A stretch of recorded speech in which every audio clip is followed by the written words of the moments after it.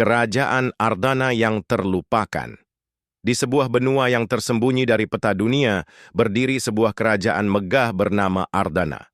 Dikelilingi oleh pegunungan abadi dan hutan-hutan lebat yang belum pernah dijelajahi, Ardana dahulu adalah pusat peradaban, tempat para ilmuwan, seniman, dan ksatria terbaik berkumpul.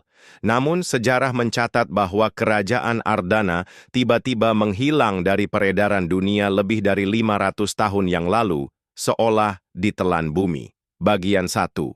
Warisan yang hilang. Kisah dimulai di desa kecil bernama Darsila, tempat tinggal seorang pemuda bernama Raka. Ia dibesarkan oleh kakeknya, seorang pandai besi tua yang sering bercerita tentang legenda Ardana. Raka selalu mengira cerita itu hanyalah dongeng pengantar tidur, sampai suatu malam badai besar menerjang desanya. Saat badai reda, Raka menemukan sebuah peti kuno terkubur di bawah pohon tua yang tumbang. Di dalamnya ada gulungan peta tua dan sebuah cincin emas berukir, lambang singa bersayap. Lambang yang sama seperti yang digambarkan kakeknya tentang kerajaan Ardana. Bagian 2, perjalanan ke tanah terlarang. Dengan rasa penasaran membara, Raka memutuskan meninggalkan desanya untuk mencari tahu kebenaran di balik legenda Ardana.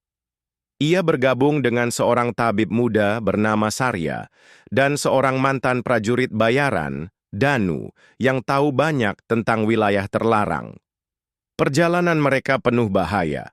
Mereka melewati rawa-rawa berkabut tempat makhluk malam mengintai, gunung berapi yang masih aktif, dan reruntuhan kuno yang penuh teka-teki. Di sepanjang perjalanan, Raka mulai menyadari bahwa cincin yang ia bawa memiliki kekuatan misterius, bisa membuka gerbang-gerbang kuno dan memperlihatkan ilusi masa lalu.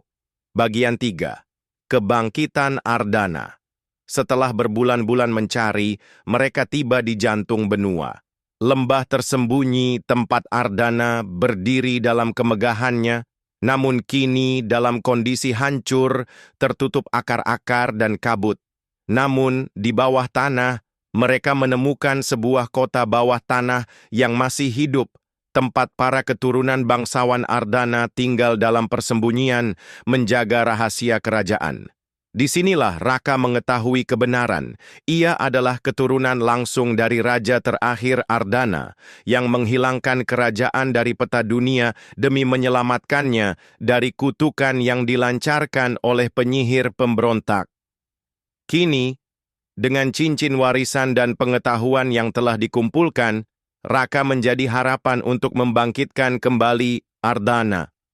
Namun bangkitnya kerajaan berarti kebangkitan kutukan itu juga.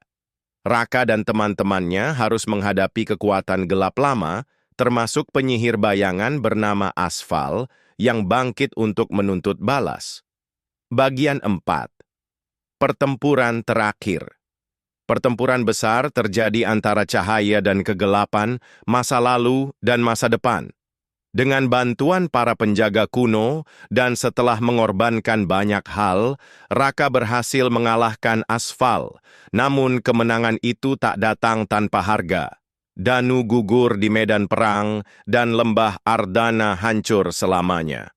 Epilog bertahun-tahun setelahnya, Raka memimpin sebagai Raja Ardana baru. Ia tak membangun kerajaannya di tempat lama, melainkan menyatukan berbagai suku dan wilayah kecil untuk membentuk tatanan baru yang lebih adil. Cincin warisan dikembalikan ke tempat asalnya, disegel agar tidak disalahgunakan.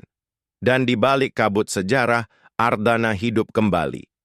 Bukan sebagai kerajaan yang ditakuti, tapi sebagai simbol harapan dan persatuan.